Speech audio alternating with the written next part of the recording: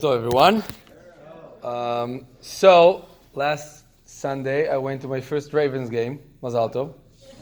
Unfortunately the game ended up with us losing, but as a sports fan I really enjoyed the game. That was like, you had everything in it, like touchdown in the first seconds and very intense last quarter.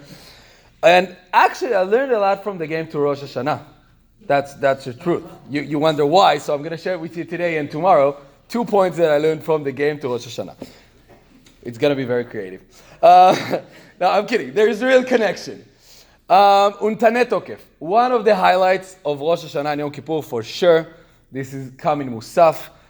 Beautiful, beautiful tunes during the years. I'm sure each one of you have like the one you prefer the Chazan will do. And I bless you that the Chazan will do the one tune that you hope he will do.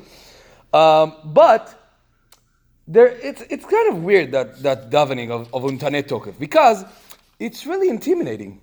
Everything we say in Untane Tokef basically means Hashem gonna judge us for life and death, who's gonna be starving, who's gonna have food and everything.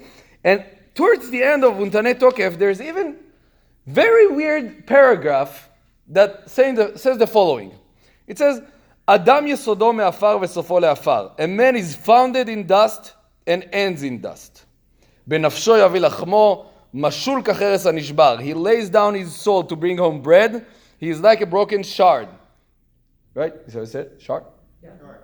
Okay. Like a piece of pottery. Okay. Thank you. כחציר יבש וכציץ נובל, כצל עובר וכענן קלה, כרוח נושבת, כאבק פורח החלום יעוף. All of these things are like momently things. I'll read it in English. Like a grass dried up, like a faded flower, like a fleeting shadow, like a passing cloud, like a breath of a wind, like a whirling dust, like a dream that sleeps away. All of that things is a man.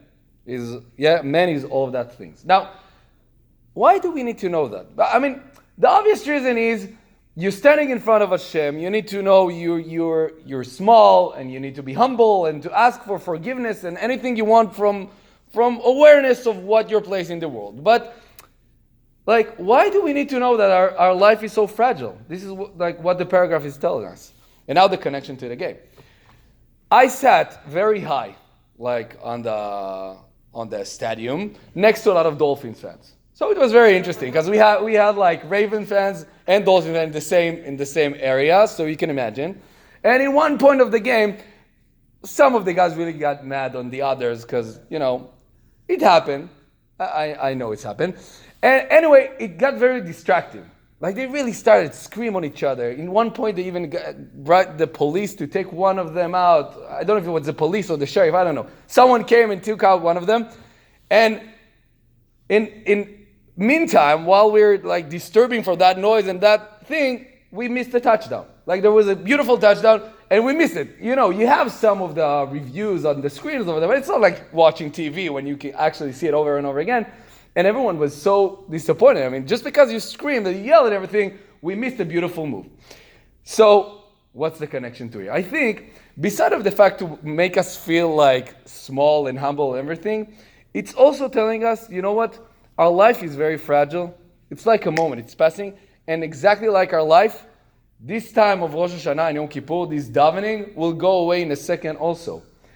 I know in the beginning of the davening, it's hard to imagine that 3.5, 4 hours from now, we have a lot of time. The davening is long. I can get out of focus for 10 minutes or 20 or 2 hours. It's good. It's fine. But that short paragraph basically telling us, hey, use your time wisely, okay?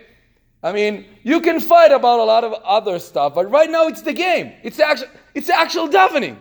Speak to Hashem. Be in kavanah. Try to speak with Him from a place that I understand. 2 hours from now, there won't be davening anymore. Okay, so you can learn in Rosh Hashana, do a lot of stuff, but right now is the highlight.